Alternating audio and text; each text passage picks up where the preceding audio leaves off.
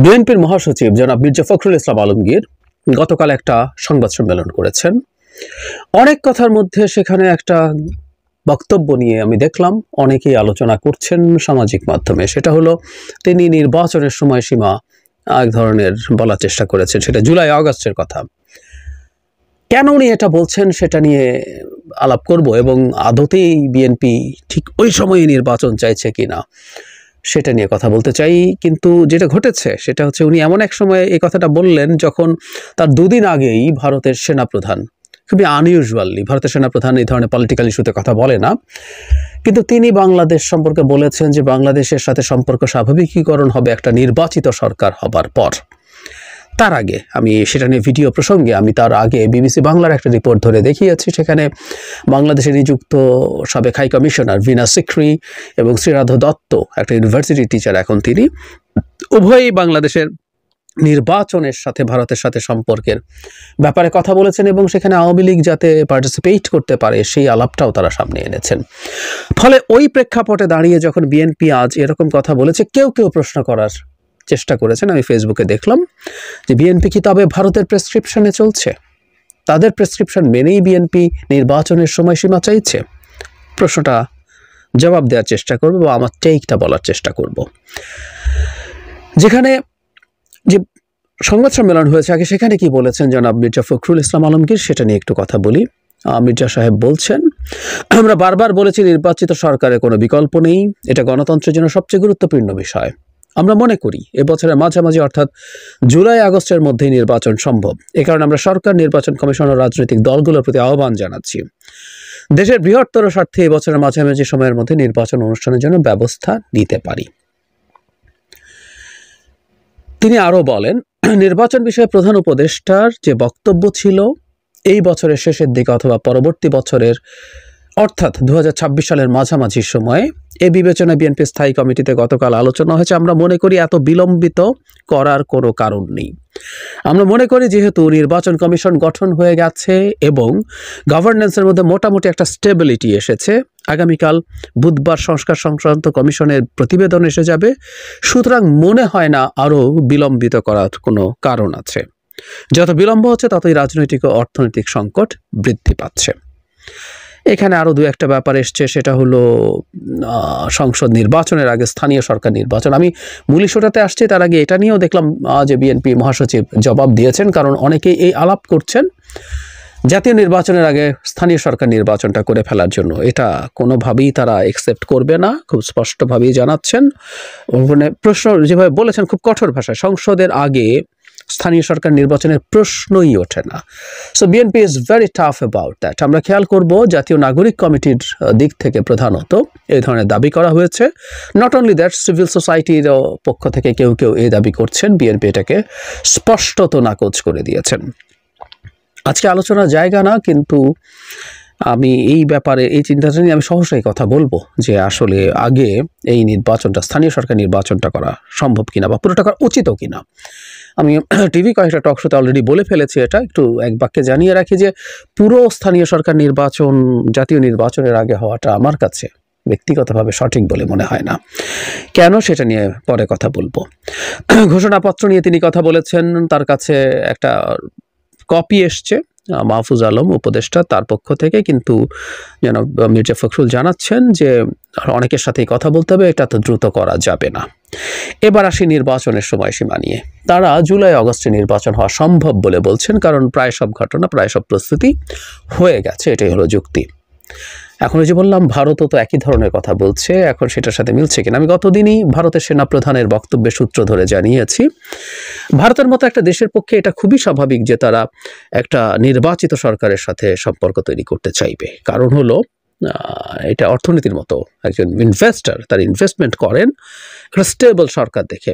Doctor ইউনূসের সরকার তাদের ভাষ্য মতেই সর্বোচ্চ 1.5 বছর আছে। সো 1.5 বছরের একটা দেশের সরকারের সাথে সম্পর্ক কেমন তৈরি হবে সেটা খুব স্বাভাবিকভাবেই যেটা হয় যে দীর্ঘমেয়াদী হয় না। সুতরাং ভারত তার জায়গা থেকে নিশ্চয়ই মনে করছে যে একটা দীর্ঘমেয়াদী সরকার আসলে এই সম্পর্কটা তারা ওয়ার্কিং করে তোলার চেষ্টা করবেন। শুধু তাই না, আমার টেক এটাও যে ডক্টর ইউনূসের সাথে ভারতের সম্পর্কটা, যেহেতু প্রাথমিক ঝড়ঝাপটা ডক্টর ইউনূসের ওপর দিয়ে গেছে ভারতের এই সব কিছুর ফলে এই সম্পর্কটা বেশ খারাপ পর্যায়ে চলে গেছে। এর সাথে আসলে সম্পর্ক পুনরুদ্ধার বা উন্নয়নের সুযোগ তুলনামূলকভাবে অনেক কম।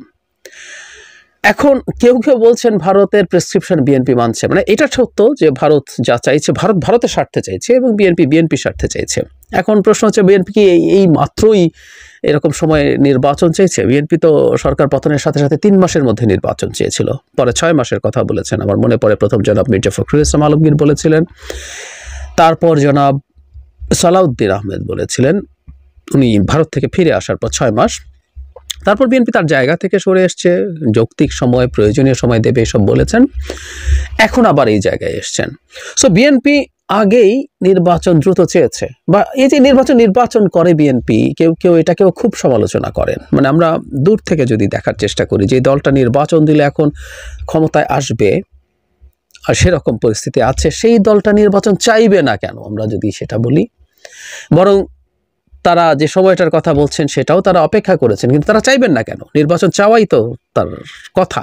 মানে রাজনৈতিক দল এবং বিএনপির মতো একটা দল যেটা এত বড় জনসমর্থন আছে, সে ক্ষমতায় যেতে চাইবে, ক্ষমতায় যেয়ে সে তার পরিকল্পনা অনুযায়ী দেশ চালাতে চাইবে। একটা রাজনৈতিক দলের কাজই ওটা। তো সুতরাং অনেকে খুব অবাক হচ্ছে, বিএনপি এত অস্থির হয়ে গেছে কেন, বিএনপির মাথা এত খারাপ হয়ে গেছে, বিএনপি ক্ষমতায় যাওয়ার জন্য পাগল হয়ে গেছে কেন? আমি বিএনপির অনেক নেতাকেও আমার সাথে টকশোর ক্ষেত্রে দেখি যে তারা এই প্রশ্নটায় কিছুটা বিব্রত হন, তারা অনেক কিছু বলার চেষ্টা করেন। আমার মনে হয় বিএনপির বলা উচিত, হ্যাঁ আমরা ক্ষমতায় যাওয়ার জন্য পাগল হয়েছি, কারণ আমরা দেশটাকে আমাদের মতো করে গড়ে তুলতে চাই, আমরা দেশটাকে গণতান্ত্রিকভাবে ফিরিয়ে নিয়ে যেতে চাই, আমরা আমাদের পরিকল্পনা বাস্তবায়ন করতে চাই। সুতরাং তারা সেটা হতেই পারেন। এখন কেউ বলেন যে সংস্কারের কথা এসছে, এই সরকার বেশ কিছু সংস্কার করবে, সংস্কার করে তারা দেশটাকে বেশ ভালো একটা জায়গায় নিয়ে গিয়ে তারপর নির্বাচন দেবে ইত্যাদি ইত্যাদি। মানে এর মধ্যে একটা মূলগত সমস্যার জায়গা আছে, সেটা হলো সংস্কার বিএনপি ক্ষমতায় গেলে করবে না। তাই যদি হয় তাহলে কোনো সংস্কারকে আদৌ টেকসই হবে? মানে এই যে অর্ডিন্যান্স করা যায়, যেহেতু এখন সংসদ নেই, আপনি আইন প্রণয়ন করতে পারছেন না, তাই রাষ্ট্রপতির অধ্যাদেশের মাধ্যমে আপনি আইনের সমমর্যাদায় এটা হয়, আপনি কাজ করতে পারেন। সংবিধান তাকে সংশোধন করার স্কোপই নেই। তো তা যদি হয়ে থাকে, আপনি অর্ডিন্যান্স দিয়ে এটা সেটা নানান কিছু করলেন, কোনো একদিন নির্বাচন তো হবে, 1.5 বছর 2 বছর 3 বছর যাই বলি না কেন তাত্ত্বিকভাবে। তখন বিএনপি যদি ক্ষমতায় আসে, সেই অর্ডিন্যান্সগুলো তখন একদম পরবর্তী যে নতুন সংসদ হবে সেটা দিয়ে এটাকে পাশ করে ফেলতে হবে। যদি সব বাতিল করে দেয় কী লাভ হবে তাহলে? এই যে আমরা সংস্কার বলছি, তাত্ত্বিকভাবে বলছি, অতি চমৎকার সংস্কারও যদি সব বাতিল করে দেয় তাহলে কি এটা টেকসই হবে? এটার উদাহরণ আছে। 11 সময় 150 মতো অর্ডিন্যান্স হয়েছিল, কার্যকর হয়েছিল মাত্র 50টাকে আইনে পরিণত করেছিল আওয়ামী লীগ, বাকি 2/3 ফেলে দিয়েছিল 100টা। 50টা হুবহু হয় না, এর মধ্যে নানান রকম পরিবর্তন এনে সেটা করা হয়েছে। তো তা যদি হয়ে থাকে তাহলে ঘাট ধরে জোর করে সংস্কার হতেই হবে, কথাটা কেন বলা হচ্ছে? সুতরাং এই যে অপেক্ষা করা, তর্সয় না, এসব আলাপগুলো আমার কাছে মনে হয় না সঠিক। কিন্তু এখানে একটা কিন্তু আছে, ভারতের সাথে মিলে যাওয়া নিয়ে কথা বলছি। আসলে আমরা এইভাবে যদি প্রশ্ন করি যে বিএনপি ভারতের কাছ থেকে কি পাবে আসলে নির্বাচন নিয়ে, মানে এই এক অদ্ভুত এবং উদ্ভট কথা। আমরা তাত্ত্বিকভাবে ধরে নিলাম যে বিএনপি ভারতের সাথে যোগসাজশ করছে, ভারত যে প্রেসক্রিপশন দিচ্ছে সে প্রেসক্রিপশন মানছে। এমনকি অনেকে এটাও বলছেন, ভারত যেহেতু আওয়ামী লীগকে ইনক্লুসিভ ইলেকশন করার কথা বলছে, বিএনপিও তাই বলছে। যদিও বিএনপি তার প্রথম দিকে আমার মনে পড়ে বিএনপি বলেছিল যে আওয়ামী লীগ নির্বাচনে পার্টিসিপেট করুক, তারা চায়, কোনো দলকে নিষিদ্ধ করার পক্ষে না, এই ধরনের আলাপ করেছেন। পরে সেই জায়গা থেকে সরে এসে তারা এইভাবে বলেছেন যে জনগণ যা চায় সেটাই হবে। যদিও বৈষম্য বিরোধী ছাত্র আন্দোলন এবং জাতীয় নাগরিক কমিটি খুব এক্সপ্লিসিটলি অ্যান্ড স্ট্রংলি আওয়ামী লীগকে নিষিদ্ধ করার কথা বলছে, বিএনপি এখনো পর্যন্ত অন্তত শক্তভাবে নিষিদ্ধ করার কথা বলছে না। সো এটাকেও কেউ একত্র করছেন যে ভারত যা চায় আওয়ামী লীগও, মানে বিএনপিও তা চাইছে। সো সম্পূর্ণ ভারতের প্রেসক্রিপশনে চলছে। আমি এখন যদি এই প্রশ্ন করি, ভারতের প্রেসক্রিপশনে চলে ভারতের সাথে বন্ধুত্ব কোট আনকোট করে বিএনপি আসলে কি অর্জন করবে?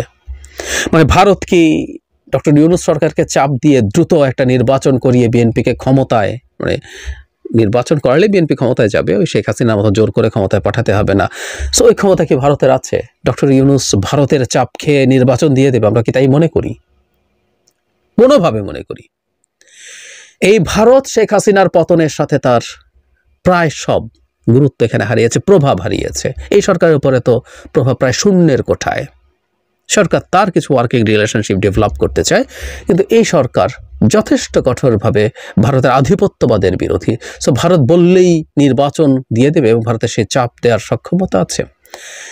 সুতরাং বিএনপি তাহলে কেন ভারতের কথা শুনতে যাবে? বরং বিএনপি ভারতের কথা শুনছে, ভারতের সাথে ট্যাগড হচ্ছে, এটা বিএনপির রাজনীতির জন্য ভীষণ ক্ষতিকর।